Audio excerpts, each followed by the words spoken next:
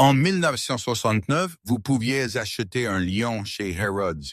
Pas un empaillé, pas une photographie, un vrai lionceau vivant, respirant, juste là, dans le département des animaux exotiques, au 4e étage du plus fameux grand magasin du monde.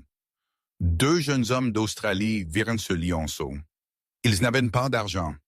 Ils n'avaient pas d'expérience avec les animaux sauvages. Ils n'avaient aucune idée de ce qu'ils faisaient. Mais quelque chose dans ce petit visage doré, quelque chose dans ses yeux les fixant à travers les barreaux, les fit faire quelque chose de complètement fou. Ils l'achetèrent. Ils le nommèrent Christian. Et pour une année impossible, ils élevèrent un lion au milieu de Londres, dans leur appartement, dans un magasin de meubles, dans les jardins d'une église. Ils le promenèrent à travers les rues de Chelsea comme s'il était un très grand, très inhabituel chien. Mais les lions grandissent et Christian grandit. 4 titlab, sans les milliers 60 lits. Trop grand pour Londres, trop sauvage pour un magasin de meubles, trop dangereux pour les rues où les enfants jouaient. Ils eurent deux choix. L'envoyer à un zoo où il passerait le reste de sa vie dans une cage, ou essayer quelque chose que chaque scientifique disait être impossible.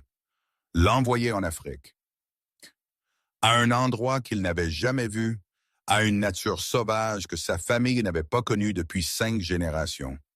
Ils choisirent l'Afrique. Et puis ils le laissèrent partir. Une année passa, 365 jours de ne pas savoir. Christian était-il vivant? Avait-il appris à chasser? Avait-il trouvé une famille? Avait-il oublié les deux hommes qui l'avaient élevé, qui l'avaient aimé, qui avaient tout abandonné pour lui donner une chance de liberté? Tout le monde leur dit de ne pas y aller. Les scientifiques dirent que les lions ne se souviennent pas. Les experts dirent que c'était dangereux. Même l'homme qui réhabilitait Christian les avertit. Il pourrait ne pas vous reconnaître. Il pourrait vous voir comme une proie. Il est un animal sauvage. Ils y allèrent quand même. Et sur une colline au Kenya, sous le soleil africain, ils le virent, un lion adulte, énorme, sauvage, les regardant d'en haut à 100 yards de distance. Christian ne bougea pas. John et Ace ne bougèrent pas. Pour un moment qui sembla durer pour toujours, personne ne savait ce qui se passerait ensuite. Et puis Christian commença à marcher vers eux. Pour comprendre ce qui arriva sur cette colline, vous avez besoin de retourner en arrière. Retour à un après-midi de décembre à Londres. Retour à un temps où le monde était différent. Retour au moment où deux étrangers entrèrent dans un grand magasin et sortirent avec un lion. Si des histoires comme celle-ci touchent quelque chose en vous, considérez-vous abonné. Cette chaîne existe pour raconter des histoires qui méritent d'être rappelées. Histoires qui nous rappellent ce que l'amour signifie vraiment. John Randall et Anthony Burke, tout le monde l'appelait Ace, avait 33 ans, australien, frais débarqué du bateau, comme ils avaient l'habitude de dire. Ils étaient venus à Londres, cherchant l'aventure, cherchant quelque chose de différent, cherchant une vie qui était plus grande que celle qu'ils avaient laissée derrière. Ils trouvèrent des emplois dans un magasin de meubles appelé Sophisticate sur la King's Road à Chelsea. C'était 1969, le cœur de la contre-culture. Les Beatles étaient encore ensemble. L'atterrissage sur la Lune venait de se produire. Londres était le centre du monde et Chelsea était le centre de Londres. Un ami leur parla de Harrods, du département des animaux exotiques, de comment vous pouviez acheter presque n'importe quoi là. Un chameau, un éléphant, même soi-disant un lion. Ils allèrent voir par eux-mêmes. Le département était plus petit qu'ils s'attendaient. Des cages bordaient les murs. Oiseaux, singes, reptiles, et dans le coin, dans une cage qui semblait bien trop petite, 2 lionceaux. Un mâle et une femelle, 3 mois, fourrure dorée, d'énormes pattes qui promettaient qu'ils grandiraient en quelque chose de magnifique. Le mâle leva les yeux vers John et Ace avec des yeux qui semblaient dire « Sortez-moi d'ici ». Les lionceaux étaient venus d'un zoo dans le Devon qui avait fait faillite. Harrods les avait achetés. La femelle avait déjà été vendue. Le mâle attendait toujours. Son prix était 250 deniers, plus que John et Ace gagnaient en mois, plus qu'ils ne pouvaient possiblement se permettre. Ils revinrent le jour suivant et le jour d'après cela. Le troisième jour, ils prirent une décision qui changerait leur vie pour toujours. Ils le nommèrent Christian. C'était une blague au début, une référence ironique aux chrétiens étant donnée aux lions dans la Rome antique. Une manière de dire « Nous savons que c'est fou, mais nous le faisons quand même ». Ils n'avaient pas de manuel pour élever un lion, pas de livre-guide, pas d'expert à appeler. Tout ce qu'ils savaient sur les animaux venait de grandir avec des chiens et des chats en Australie. Mais ils pensaient qu'un bébé est un bébé. L'amour est l'amour, ils le comprendraient. Christian déménagea dans le sous-sol de Sophistica. Le magasin de meubles devint sa maison. John et Ace vivaient dans l'appartement à l'étage, et chaque matin, ils descendaient pour trouver leur lion les attendant. Cœur remuant, prêt à jouer. Il était étonnamment propre, utilisait une litière géante sans faute. Il était doux avec les gens, même les étrangers. Il semblait comprendre en quelque sorte qu'il était différent, qu'il avait besoin d'être prudent, que le monde dans lequel il vivait n'était pas construit pour des créatures comme lui. Chaque après-midi à 3 heures, John et Ace attachaient une laisse au collier de Christian et le promenaient à un jardin muré derrière une église morave, juste à quelques pâtés de maison. Le vicaire leur avait donné permission. Et ainsi au milieu de Londres, un lion apprit à courir. Il chassa des balles. Il lutta avec John et Ace. Il découvrit que les pigeons étaient amusants à traquer, même s'il n'en attrapa jamais un. Il apprit que le monde était plein d'odeurs et de sons et de textures que la cage chez Harrods ne l'avait jamais laissé expérimenter. Derek Catani, un photographe, entendit parler du lion à Chelsea et vint le documenter. Ces photographies captureraient quelque chose qui semble impossible maintenant. Un lion roulant à l'arrière d'une Mercedes décapotable, descendant la Kings Road comme s'il la possédait. Et d'une certaine manière, il le fit. Les locaux l'appelèrent le roi de Kings Road. Il devint une célébrité. Les gens vinrent de tout Londres juste pour le voir, juste pour le toucher, juste pour dire qu'ils avaient rencontré le lion qui vivait dans un magasin de meubles. Pendant presque 1 an, cela fonctionna. Christian était heureux. John et Ace étaient heureux. L'impossible était devenu normal. Mais il y avait un problème qu'aucun d'eux ne pouvait ignorer. Chaque semaine, Christian devenait plus grand. À 3 mois, il pesait 35 livres. À 6 mois, 70. À 9 mois, plus de 100. Ses pattes, qui avaient une fois tenu dans la paume de la main de John, maintenant de la taille d'assiette de dîner. Ses dents, qui avaient une fois été de minuscules aiguilles, étaient maintenant de 2 pouces de long. Il était toujours doux, toujours joueur, toujours le même Christian qui ronronnait quand John le grattait derrière les oreilles. Mais il devenait aussi indéniablement un lion, un vrai, le genre qui pouvait tuer un homme sans le vouloir. Le jardin derrière l'église n'était plus assez grand. Le sous-sol de Sophisticated semblait plus petit chaque jour. Les clients du magasin de meubles, qui avaient une fois été charmés par les lionceaux dormant dans le coin, semblaient maintenant nerveux quand Christian passait. John et Ace connaissaient la vérité. Ils l'avaient toujours su quelque part à l'arrière de leurs esprits. Vous ne pouvez pas garder un lion à Londres pour toujours. Tôt ou tard, quelque chose devrait changer. La seule option à laquelle ils pouvaient penser était un zoo.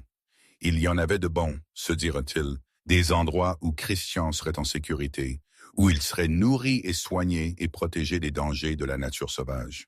Mais chaque fois qu'il l'imaginait, Christian derrière les barreaux, Christian arpentant les mêmes 20 pieds de béton pour le reste de sa vie, Christian vieillissant sans jamais ressentir la prise sous ses pattes à nouveau. Quelque chose à l'intérieur d'eux se brisa. Ils méritaient mieux que ça. Ils ne savaient juste pas à quoi ressemblait un mieux. Et puis, un après-midi ordinaire en 1970, 2 personnes entrèrent dans Sophistica pour regarder les meubles.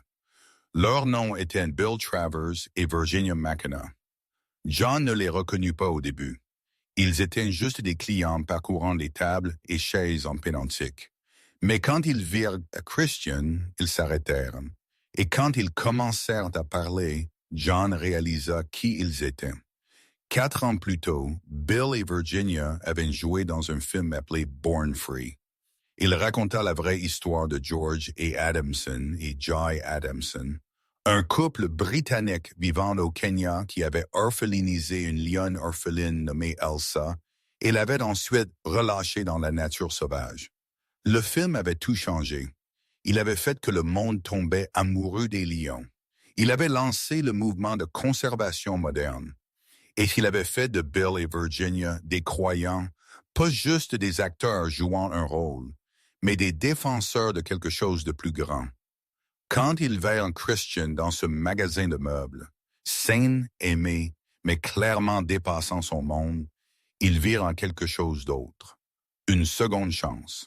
Virginia demanda à John ce qu'il prévoyait de faire quand Christian deviendrait trop grand. John lui dit la vérité. Il ne savait pas. Probablement un zoo. Virginia secoua sa tête. Avez-vous entendu parler de George Adamson? John avait vu le film. Il connaissait le nom, mais il n'avait jamais imaginé que l'homme qui libéra Elsa pourrait avoir quoi que ce soit à voir avec un lion de Londres. Virginia expliqua que George travaillait toujours au Kenya, réhabilitant toujours des lions, prouvant toujours que les animaux élevés en captivité pouvaient apprendre à être sauvages à nouveau, et ils pourraient, juste pourraient, être intéressés par Christian. Il y avait un problème. Christian n'était pas comme Elsa. Elsa était née en Afrique de parents sauvages. Christian était la 5e génération captive. Ses arrière-arrière-grands-parents n'avaient jamais vu la savane. Chaque scientifique du monde dit qu'un animal comme ça ne pourrait jamais survivre dans la nature. Mais George Adamson n'avait jamais été intéressé par ce que les scientifiques disaient être impossible. Bill promit de lui écrire pour expliquer la situation de Christian, pour demander s'il y avait une chance. John et Ace rentrèrent chez eux cette nuit-là en silence. Ils n'osèrent pas espérer. Ils ne pouvaient pas se le permettre. Mais quelque part profondément à l'intérieur, une porte s'était ouverte. Peut-être qu'il y avait une autre voie. George Adamson répondit. John lut la lettre 3 fois avant de la croire. L'homme qui avait libéré Elsa, l'homme qui avait passé sa vie entière à prouver que les lions pouvaient retourner à la nature, était intéressé par Christian. Plus qu'intéressé, il était fasciné. George Adamson n'était pas timide des défis. Un lion captif de 5e génération, né en Angleterre, élevé dans un magasin de meubles, c'était exactement le genre de défi pour lequel George vivait. S'il pouvait réhabiliter Christian, cela prouverait quelque chose que personne n'avait jamais prouvé auparavant. Que la sauvagerie n'est pas enseignée. Elle est héritée. Elle vit dans le sang attendant d'être réveillée. Mais George fut prudent. Il ne fit aucune promesse. Le gouvernement kenyan aurait besoin d'approuver. Un morceau de terre approprié aurait besoin d'être trouvé quelque part de reculé, loin des villages et des touristes et des braconniers. Christian aurait besoin d'être introduit graduellement à d'autres lions, aux sons et odeurs d'Afrique, à la réalité brutale d'un monde où rien n'était donné et tout était gagné. Et même alors, il n'y avait aucune garantie. La plupart des lions captifs mouraient en quelques mois après avoir été relâchés. Ils ne savaient pas comment chasser. Ils ne savaient pas comment lire le paysage. Ils marchaient dans des pièges que les lions sauvages évitaient par instinct. Christian pourrait mourir. Probablement mourrait selon les statistiques, mais il mourrait libre. John et Ace en parlèrent pendant des jours.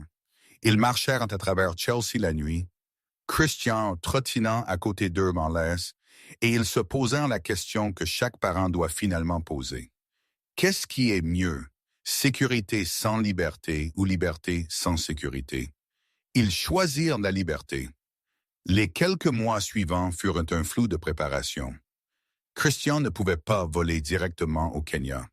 Il était trop grand maintenant, trop fort, trop imprévisible dans un espace clos. Alors, Bill Travers offrit sa maison dans la campagne anglaise où une enceinte appropriée pourrait être construite.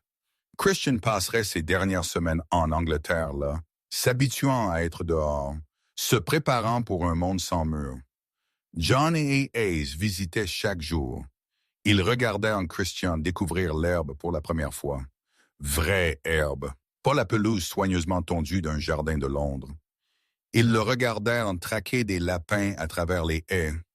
Ils le regardèrent lever sa tête et renifler le vent comme s'il cherchait quelque chose qu'il ne pouvait pas tout à fait nommer. Il changeait, ils pouvaient le voir. Le lion de Londres devenait lentement quelque chose d'autre, quelque chose de plus vieux, quelque chose qui avait dormi en lui depuis le début. La paperasse prit des mois. Permis, certificat de santé, formulaire douanier. George Adamson négociait avec le gouvernement kenyan pour un morceau de terre appelé Kora dans le nord-est reculé du pays. C'était parfait, isolé, accidenté, loin des établissements humains. Un endroit où un lion pourrait apprendre à être sauvage sans que personne n'interfère. Finalement, en août 1970, tout était prêt. Christian avait 1 an. Il pesait presque 180 livres. Sa crinière commençait juste à pousser en un halo doré autour d'un visage qui avait perdu toute sa douceur de bébé. Le vol était prévu pour la semaine suivante. John et Ace passèrent ces derniers jours ne faisant rien de spécial, juste étant avec lui, juste s'asseyant dans l'herbe pendant que Christian somnolait au soleil, juste se souvenant de tous les moments qui avaient mené à cela. Ils ne parlèrent pas de ce qui arriverait après. Ils ne purent pas. Le voyage prit 2 jours, un avion cargo de Londres à Nairobi, puis des heures de conduite à travers des paysages qui ne ressemblaient à rien que John et Ace avaient jamais vu. Terre rouge, arbres d'acacia, horizon qui s'étirait pour toujours dans chaque direction. Et finalement, Kora. Le camp était simple.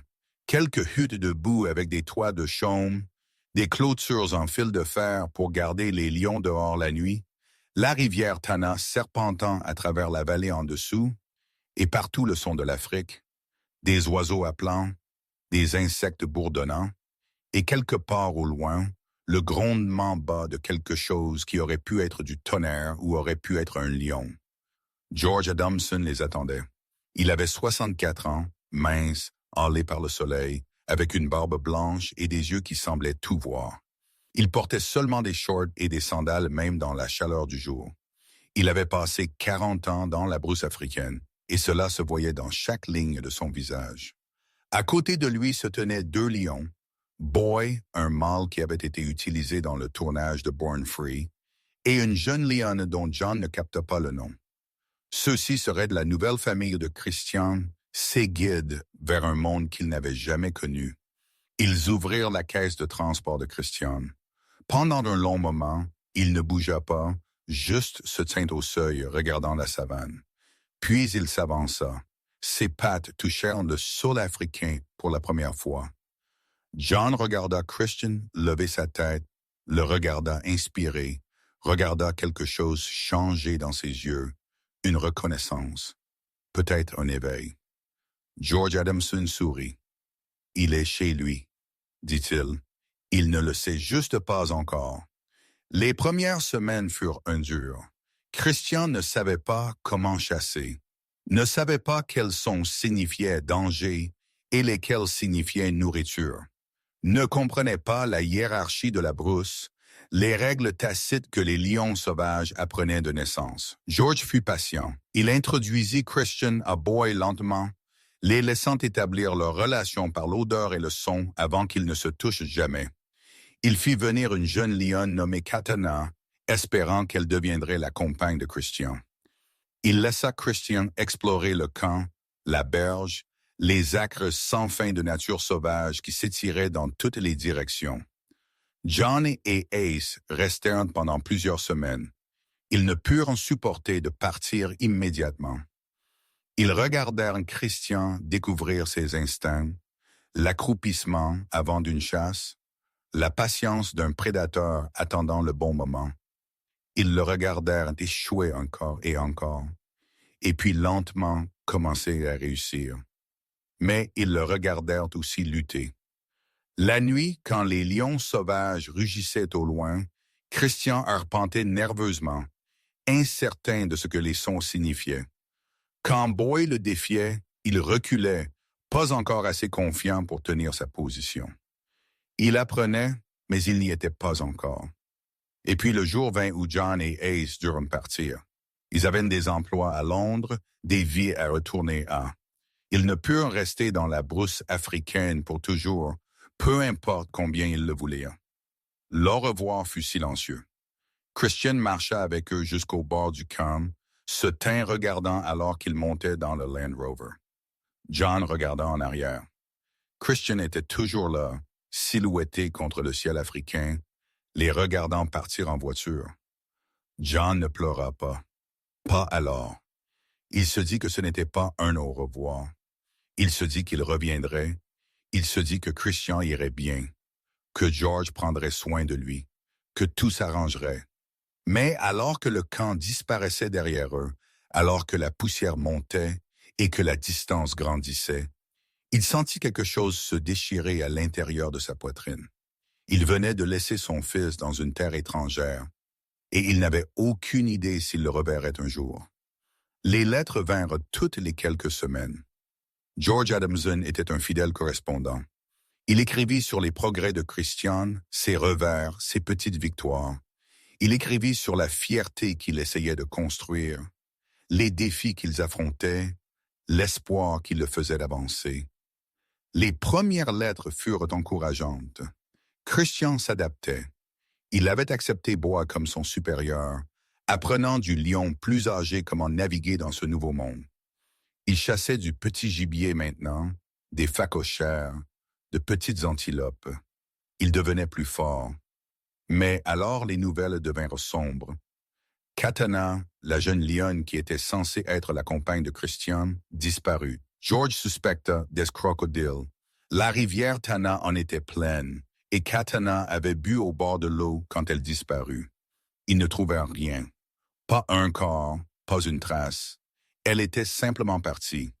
Une autre lionne fut tuée par des lions sauvages, des fiertés établies, qui virent le projet de réhabilitation de George comme une invasion de leur territoire. La brousse n'était pas accueillante. Elle ne se souciait pas des bonnes intentions. Et puis Boy attaqua. Quelque chose avait changé chez le lion plus âgé. Un instinct avait bougé. Il se retourna contre l'assistant de George, un homme nommé Stanley, et le blessa si gravement qu'il mourut. George n'eut pas le choix. Il dut se tirer sur Boy, le lion, qui avait été le mentor de Christian, son guide vers la nature sauvage, était mort. Christian était seul. John lut cette lettre, assis à son bureau à Londres, à des milliers de miles de distance, incapable de faire quoi que ce soit. Christian était là, quelque part dans la brousse africaine, sans fierté, sans protection, entouré de dangers qu'il comprenait à peine. Et puis, des mois plus tard, une lettre différente arriva. Christian avait trouvé 2 lionnes sauvages. George ne savait pas comment, ne savait pas d'où elles venaient ou pourquoi elle l'avait acceptée, mais elle l'avait fait. Et Christian, contre toute attente, construisait sa propre fierté. Il ne faisait pas juste survivre, il devenait un roi. John lut la lettre à Ace, puis il dit les mots qu'ils avaient tous deux pensés. « Nous devons retourner, nous devons le voir. » Tout le monde leur dit de ne pas y aller. Les amis dirent que c'était insensé. La famille dit que c'était dangereux. Les scientifiques expliquèrent patiemment et à plusieurs reprises que les lions ne forment pas de lien émotionnel durable avec les humains. Qu'une année dans la nature aurait tout effacé. Que Christian les verrait comme des étrangers au mieux, des proies au pire. Même George Adamson, l'homme qui croyait en l'impossible, fut prudent. Il pourrait ne pas vous souvenir. George écrivit « Une année est un long temps pour un lion. Il a sa propre fierté maintenant, son propre territoire, sa propre vie. Vous entrerez dans son monde comme des visiteurs, pas sa famille, et il pourrait ne pas vous accueillir. » John lut la lettre à haute voix à Ace. Quand il finit, ils s'assirent en silence pour un long moment. Puis Ace dit « Nous y allons quand même. » John hocha la tête. « Parce que voici la chose à propos de l'amour. Vrai amour. Le genre qui vous fait acheter un lionceau que vous ne pouvez pas vous permettre, l'élever dans un magasin de meubles, et puis l'abandonner pour qu'il puisse être libre. Ce genre d'amour n'écoute pas la raison. Il ne se soucie pas des statistiques. Il ne croit pas en l'impossible. John et Ace repérèrent leur billet pour Nairobi. Dans l'avion quelque part au-dessus de la Méditerranée, Ace posa la question qu'ils avaient tous deux évitée. Et s'il ne se souvient pas de nous? John y pensa pendant un long temps. Alors nous saurons qu'il est vraiment sauvage, dit-il, que nous avons réussi, qu'il n'a plus besoin de nous. Mais je ne crois pas cela. Je ne peux pas croire que quelque part, d'une manière ou d'une autre, il sait encore qui nous sommes. Ace ne répondit pas. Il regarda juste par la fenêtre les nuages en dessous et se demanda si l'espoir était suffisant. Cora semblait différente de ce dont John se souvenait. La même terre rouge, mais les mêmes arbres d'acacia, le même ciel sans fin. Mais quelque chose avait changé. Ou peut-être qu'il avait changé. Peut-être que revenir à un endroit n'est jamais la même chose qu'arriver pour la première fois. George Adamson les rencontra au bord du camp. Il avait l'air plus vieux, plus hâlé. Les mois depuis qu'il l'avait vu pour la dernière fois n'avaient pas été gentils.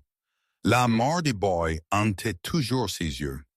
Les menaces des lions sauvages, des braconniers, des officiels du gouvernement qui voulaient le voir partir, tout cela avait eu un coup.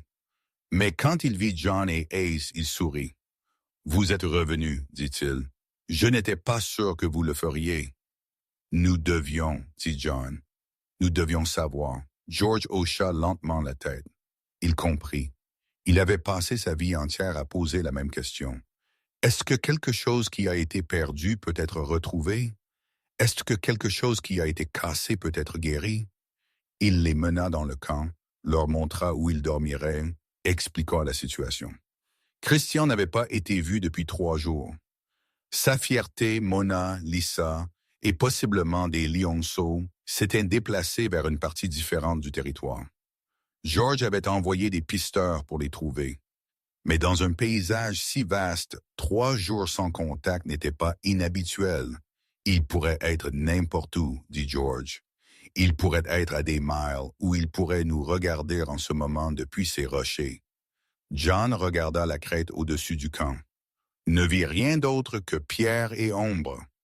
Nous attendrons, dit-il. George sourit à nouveau, mais cette fois il y avait quelque chose de triste en cela. Oui, dit-il, c'est tout ce que n'importe lequel d'entre nous peut faire. Le premier jour passa sans rien. John et Ace marchèrent le périmètre du camp, scannèrent l'horizon, écoutèrent pour tout son qui pourrait être un lion se déplaçant à travers la brousse. Les pisteurs revinrent avec des nouvelles. Ils avaient trouvé la trace de Christian, mais elle menait au nord, loin du camp. Il ne venait pas. Le 2e jour fut le même. Chaleur, silence attendant. Au 3e matin, John commençait à perdre espoir. Peut-être que tout le monde avait eu raison. Peut-être qu'une année était trop longue. Peut-être que Christian était passé à d'autre chose complètement et qu'ils étaient juste 2 étrangers d'une vie dont il ne se souvenait plus. Il était assis à l'extérieur de sa tente, regardant le lever du soleil quand George apparut. Le visage du vieil homme était illisible. Des traces, dit-il, des fraîches autour du camp quelque part pendant la nuit. John sentit son cœur s'arrêter. Christian. George haussa les épaules. Pourrait être des lions sauvages vérifiant des intrus. Aucun moyen de savoir avant que nous le voyions. Ils attendirent tout le matin, à travers la chaleur de midi, à travers le long après-midi quand l'ombre s'étira à travers la savane comme des doigts cherchant quelque chose juste hors de portée. Et puis dans la lumière dorée du début de soirée, George pointa vers la crête. Là, dit-il, « Regarde », John regarda. Et là, au sommet de la colline, peut-être à 100 yards de distance, se tenait un lion. Il était énorme. Ce fut la première chose que John remarqua. Christian avait presque doublé de taille depuis qu'il l'avait vu la dernière fois. Sa crinière avait poussé pleinement maintenant, épaisse et dorée, encadrant un visage qui avait perdu toute sa douceur de bébé. Il ressemblait à ce qu'il était, un lion africain sauvage dans sa force. Derrière lui, à peine visible dans les hautes herbes, deux formes bougeaient. Les lionnes, Mona et Lisa, regardant. Christian se tint complètement immobile, regardant le camp. George posa une main sur l'épaule de John.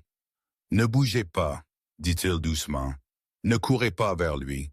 Laissez-le décider. » John pouvait à peine respirer. Une année d'attente, une année de se demander, et maintenant Christian était juste là, assez proche pour voir, mais trop loin pour toucher. « S'il te plaît, pensa John, s'il te plaît, souviens-toi de moi. » Christian commença à marcher lentement au début, prudemment, la manière dont un lion sauvage approche tout ce qui est inconnu, prêt à se battre, prêt à fuir, prêt à tout. 20 yards en bas de la colline, 30, 40. Il s'arrêta, les fixa. John pouvait voir ses yeux maintenant, pouvait voir quelque chose travailler derrière eux. Reconnaissance, confusion, faim. Il ne savait pas, ne pouvait pas savoir, ne pouvait que se tenir là, le cœur battant, et attendre ce qui viendrait ensuite. Et puis John fit quelque chose qu'il ne put s'empêcher de faire. Il appela. Christian, juste le nom, juste un mot, de la même manière qu'il avait l'habitude de l'appeler le matin à Sophistica quand c'était l'heure du petit déjeuner. Les oreilles de Christian tressaillirent, et puis tout son corps changea. Il courut. Pas la marche prudente d'un prédateur traquant une proie, pas l'approche mesurée d'un animal sauvage évaluant le danger. C'était quelque chose d'autre entièrement. C'était de la joie. C'était de la reconnaissance. C'était une année de séparation s'effondrant en rien. Christian couvrit la distance entre eux en secondes. Et puis, il fit quelque chose qu'aucun lion sauvage ne devrait jamais faire. Quelque chose qui défiait toute compréhension scientifique du comportement animal. Quelque chose que John se souviendrait pour le reste de sa vie. Il bondit. 200 lb de lion s'élevant du sol, pattes avant s'étendant en avant. John eut une fraction de seconde pour se préparer avant que l'impact ne le renverse, mais ce n'était pas une attaque. Les pattes de Christian atterrirent sur les épaules de John. Sa tête massive pressa contre son visage et le son qui vint de sa gorge n'était pas un rugissement, pas un grognement, mais quelque chose d'autre, quelque chose de plus profond, une vibration grondante que John n'avait pas entendue depuis Londres. Christian revenait. John enroula ses bras autour du cou du lion, sentit la crinière rude contre sa joue, sentit l'odeur de la nature sauvage sur lui, poussière et herbe, et quelque chose d'ancien et de libre. Et pour un moment, juste un moment, ils étaient de retour à Chelsea, de retour dans le sous-sol de Sophistica, de retour dans le jardin derrière l'église où un petit lionceau avait appris à courir. Ace s'avança et Christian fit la même chose à lui. L'étreinte, le ronronnement, la preuve impossible et écrasante que l'amour n'oublie pas. Et puis quelque chose d'encore plus extraordinaire arriva. Les lionnes descendirent la colline. Mona et Lisa, nées sauvages, jamais touchées par des mains humaines. Elles auraient dû voir John et Ace comme des menaces, auraient dû montrer leurs dents, aplatir leurs oreilles, se préparer à défendre leur fierté. Au lieu de cela, elles s'approchèrent de Christian, se frottèrent contre lui, et puis, suivant un signal que nul humain ne pouvait voir, elles approchèrent John et Ace. Elles n'attaquèrent pas, elles ne s'enfuirent pas. Elles s'allongèrent à côté d'eux comme de la famille. George Adamson regarda de loin et plus tard, il dirait qu'en 40 ans de travail avec les lions, il n'avait jamais rien vu de tel. Lionnes sauvages acceptant des étrangers humains, parce qu'un lion mâle leur avait dit de le faire, parce que Christian avait en quelque sorte communiqué. Ceux-ci sont les miens, ceux-ci sont en sécurité, ceux-ci sont chez eux. Ils restèrent comme ça jusqu'à ce que le soleil se couche. Christian se déplaçant entre John et Ace, se pressant contre eux, faisant ces sons qui n'étaient pas tout à fait des ronronnements et pas tout à fait autre chose. Les lionnes regardant calmes comme si c'était la chose la plus naturelle du monde. Et peut-être que c'était. Peut-être que l'amour est toujours naturel. Peut-être que c'est l'oubli qui demande des efforts. Peut-être que Christian avait passé 1 an dans la nature sauvage, devenant exactement ce qu'il était censé être. Et rien de tout cela n'avait effacé la première année, l'année de Londres, l'année où 2 Australiens fous avaient regardé un lionceau dans une cage et vu quelque chose qui valait la peine d'être sauvé. Alors que l'obscurité tombait sur Cora, John s'assit dans la terre avec la tête d'un lion sur ses genoux. Et il comprit quelque chose qu'il n'avait pas compris avant. Ils n'avaient pas sauvé Christian. Christian les avait sauvés. John retourna à Londres, mais il n'était pas le même. Quelque chose s'était déplacé à l'intérieur de lui pendant ses jours à Cora. Regardant Christian courir vers eux, sentant le poids de cette étreinte, voyant les lionnes les accepter comme famille, cela avait changé quelque chose de fondamental dans la façon dont il comprenait le monde. Il retourna à son travail au magasin de meubles, retourna à la routine de la vie quotidienne. Mais chaque nuit avant qu'il ne s'endorme, il pensait à Christian, à la savane, à un lion qui s'était souvenu. 1 année passa, les lettres de George continuaient d'arriver. Christian prospérait, sa fierté grandissait. Il avait été entendu s'accouplant. Il pourrait y avoir des lionceaux bientôt. Il passait plus de temps loin du camp, s'aventurant plus profondément dans la nature sauvage, devenant de plus en plus ce qu'il était toujours destiné à être, un lion sauvage. John aurait dû être heureux. C'était un succès. C'était tout ce qu'ils avaient espéré. Christian n'avait plus besoin d'eux. Il avait sa propre vie maintenant, sa propre famille, son propre royaume. Mais John ne pouvait pas rester loin. Dans l'été de 1972, il écrivit à George à nouveau. Il revenait une fois de plus. La réponse de George fut prudente. Christian est différent maintenant. Il écrivit, « Il n'est pas le lion dont vous vous souvenez de l'année dernière. Il est pleinement sauvage. Il passe des semaines loin du camp. Je le vois rarement moi-même. Si vous venez, vous pourriez ne pas le trouver. Et si vous le trouvez, il pourrait ne pas être le Christian que vous avez connu. » John comprit l'avertissement. Il réserva le vol quand même. Cora, en 1972, semblait plus vide qu'avant. George était toujours là, travaillant toujours, croyant toujours en sa mission. Mais il y avait moins de lions maintenant. La réhabilitation était plus dure que jamais. Les fiertés sauvages en voulaient aux intrus. Le gouvernement menaçait de tout fermer. Et Christian était introuvable. George ne l'avait pas vu depuis des semaines. Les pisteurs avaient trouvé des preuves de la fierté se déplaçant à travers le territoire, mais toujours s'éloignant, toujours juste hors de portée. Christian était devenu un fantôme. John et Ace s'installèrent dans le camp et attendirent. Un jour passa, rien. 2 jours, rien. Au 3e jour, John commençait à accepter ce dont George l'avait averti. Christian était passé à autre chose. Il était un lion sauvage maintenant, avec des préoccupations sauvages, et 2 hommes de Londres ne signifiaient plus rien pour lui. La réunion de l'année précédente avait été réelle, avait été belle, mais c'était fini. C'était le temps de lâcher prise. Ils mangeaient leur dîner quand ils l'entendirent. Un son de l'obscurité au-delà du camp. Pas un rugissement, pas tout à fait. Quelque chose de plus doux. Quelque chose qui fit geler George au milieu d'une phrase. « Il est ici », dit George. Et puis des ombres, Christian apparut. Il était magnifique. Ce fut le seul mot pour cela. Christian, à 3 ans, était une créature entièrement différente du lion qu'ils avaient connu. Sa crinière avait poussé énorme, une épaisse couronne dorée qui le faisait paraître 2 fois plus grand. Son corps s'était rempli de muscles. Ses yeux tenaient quelque chose qui n'avait pas été là avant. Autorité, certitude, pouvoir. Il ne courut pas vers eux cette fois. Il marcha lent, mesuré, royal, comme un roi approchant des sujets qui avaient voyagé loin pour chercher une audience. Christian s'arrêta à quelques pieds de John, le regarda, juste regarda. John resta immobile. Il ne tendit pas la main, n'appela pas le nom de Christian. Il comprit en quelque sorte que les choses étaient différentes maintenant, que les règles avaient changé. Christian s'avança, pressa son front contre la poitrine de John, le tint là pour un long moment. Puis il recula et s'assit, calme, composé attendant. George se pencha et parla doucement. « Le voyez-vous? » demanda-il. « Il n'est plus votre animal de compagnie. Il n'est même pas votre ami de la manière dont vous pourriez penser à l'amitié.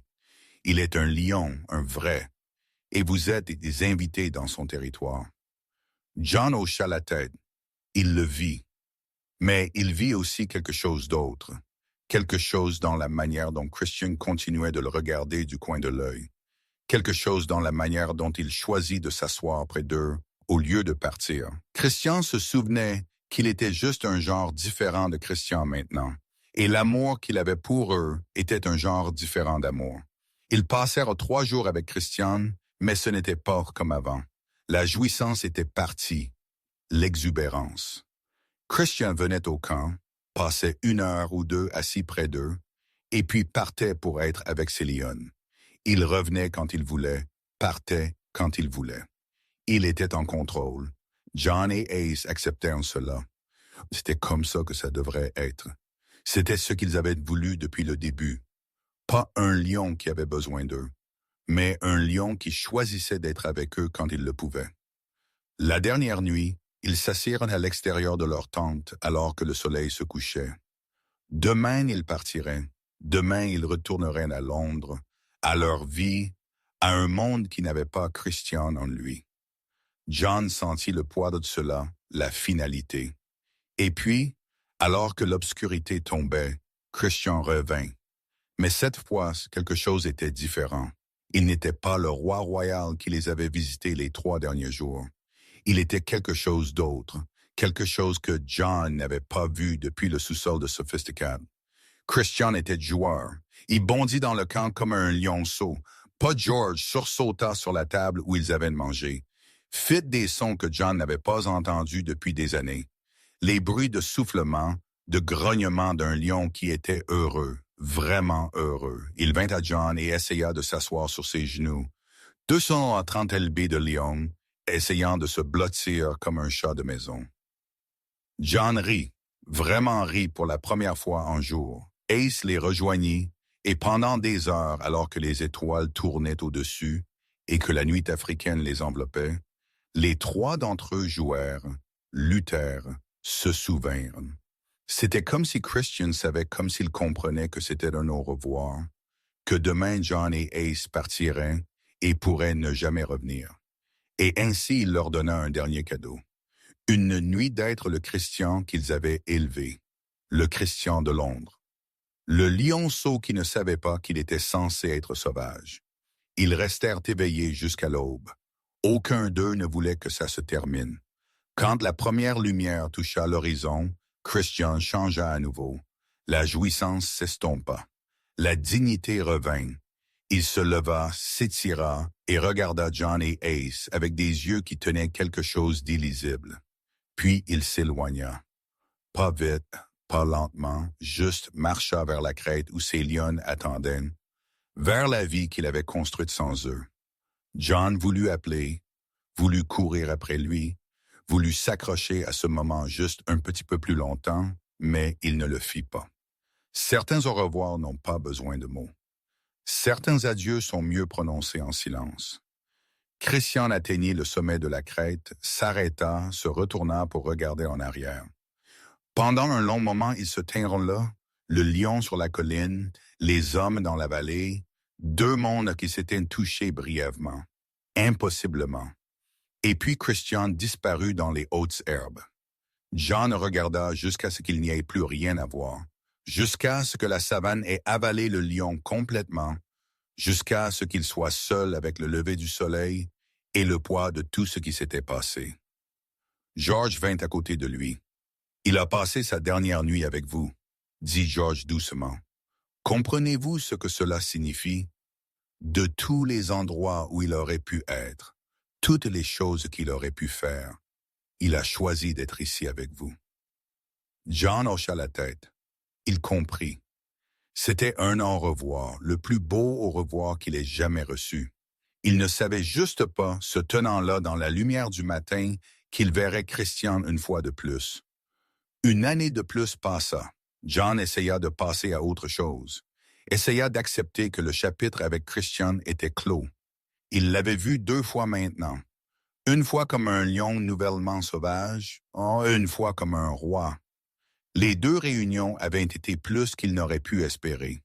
Les 2 avaient prouvé que le lien qu'ils partageaient avait survécu à la séparation, à la distance et à la transformation d'un animal de compagnie en prédateur. C'était suffisant. Cela aurait dû être suffisant.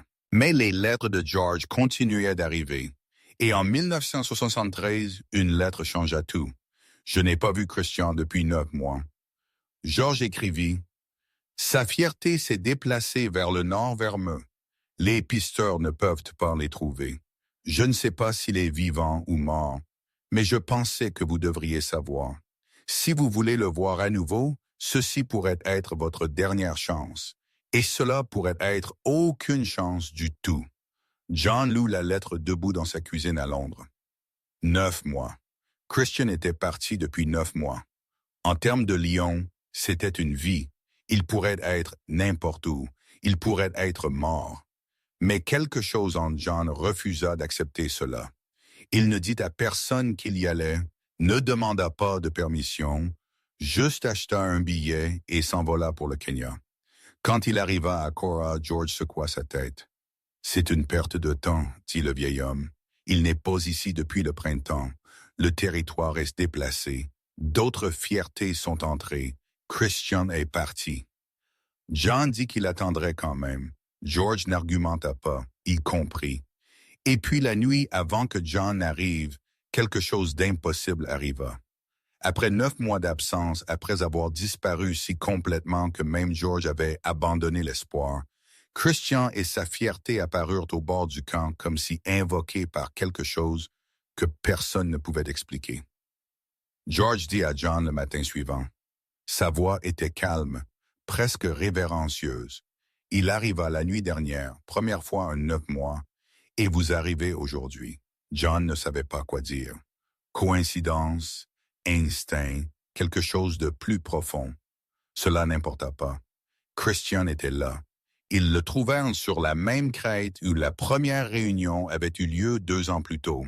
Il était plus grand maintenant, massif, pleinement adulte, un patriarche dans sa force.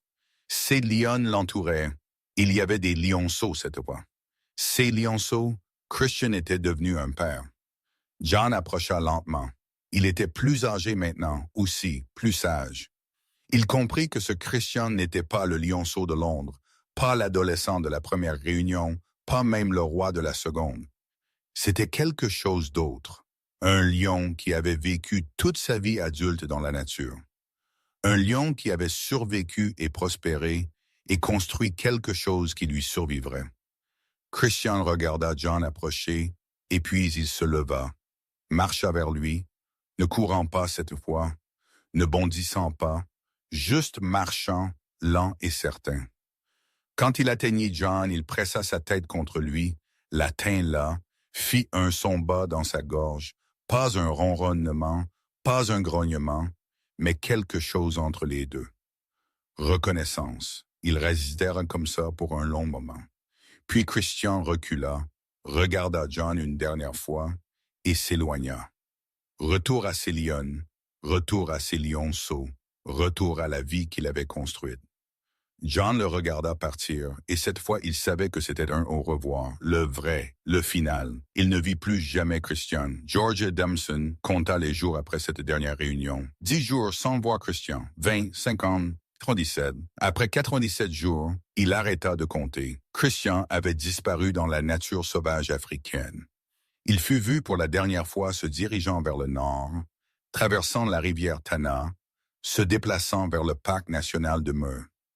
S'il vécut une vie complète de lion, 10 ans, peut-être 15, il serait mort quelque part au début des années 1981, libre sauvage africain. John croyait que Christian avait trouvé sa place, que quelque part dans ce vaste paysage, il avait élevé ses lionceaux, défendu son territoire et vécu la vie qu'il était toujours censé vivre. La vie qui avait dormi en lui depuis le jour où il était né dans un zoo en faillite dans le Devon. George Adamson continua son travail pour 16 années de plus. Il resta à Cora réhabilitant des lions, combattant les braconniers, luttant contre les bureaucrates qui voulaient le fermer. Il devint une légende. Baba Yasimba, ils l'appelèrent « Père des lions ». Mais Cora était dangereuse. Des bandits somaliens utilisèrent la région comme un corridor. Il y eut des fusillades, des menaces. Le propre frère de George, Terence, fut tué par des braconniers en 1986. George refusa de partir. Le 20 août 1989, George Adamson avait 83 ans. Cet après-midi-là, il entendit des coups de feu près du camp. Des bandits avaient attaqué son assistant et un jeune touriste. George n'hésita pas. Il monta dans son Land Rover et conduisit droit vers la fusillade. Quand il vit les bandits, il ne s'arrêta pas. Il accéléra. Les bandits ouvrirent le feu. George Adamson mourut de la manière dont il avait vécu, essayant de sauver quelqu'un d'autre, essayant de protéger le monde qu'il avait dédié sa vie à préserver. Il est enterré à Cora à côté de son frère et de certains de ses lions, l'endroit qu'il refusa d'abandonner, l'endroit où il avait donné à Christian sa seconde chance. Et quelque part dans cette même terre, quelque part dans l'herbe et la roche, dans le ciel africain sans fin, les os de Christian reposent aussi. Le lion de Londres, le roi de sa propre fierté, l'impossible histoire de succès qui prouva que George Adamson avait raison. L'histoire aurait pu se terminer là. Pendant 3 décennies, elle le fit presque.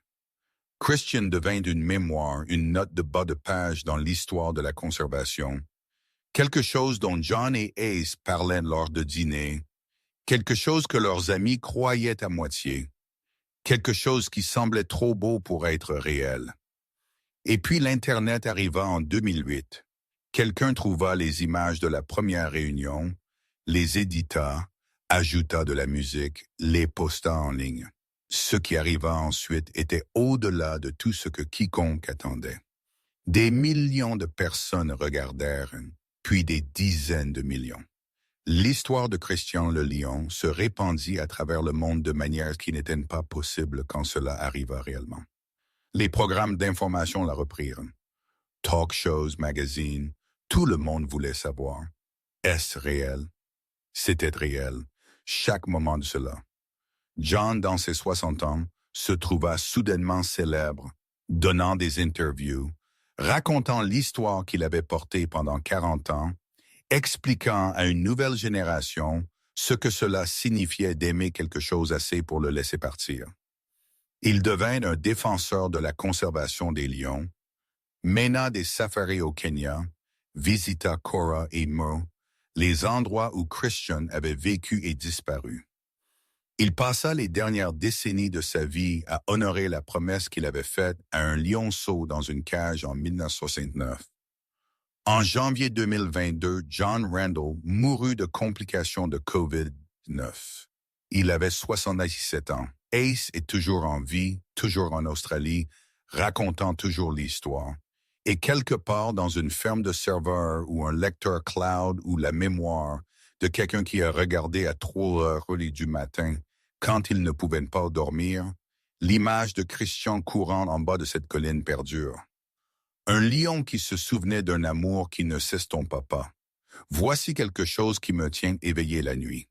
En 1970, quand John et Ace emmenèrent Christian en Afrique, il y avait 300 000 lions sur le continent.